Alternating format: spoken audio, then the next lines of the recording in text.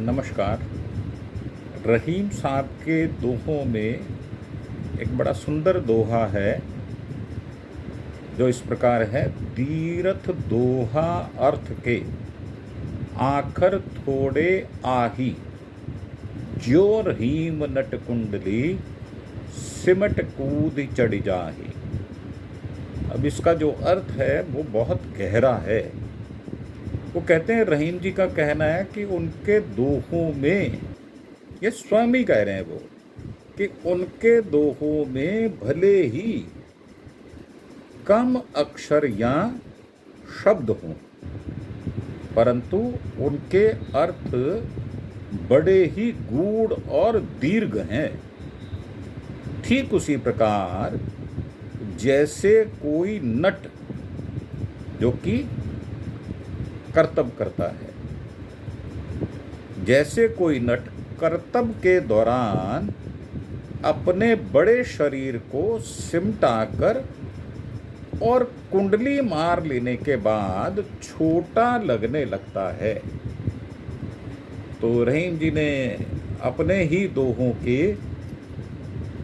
जो विशेषता बताई है वो ये है कि भले उनके दोहों में अक्षर कम हो, आखर थोड़े आही। कहते हैं, लंबा दोहा अगर मैं नहीं भी कहता या लंबी कविता नहीं भी कहता तो अर्थ के लिए कम अक्षरों में हो। इसका मतलब दोहा भले ही लंबा हो, लेकिन इसमें गहराई से अर्थ व्यक्त करने के लिए बहुत कम शब्द या अक्षर उपयोग किए गए हैं। दूसरे शब्दों में यह वाक्य दोहे के संक्षिप्तता और गहराई को रेखांकित करता है।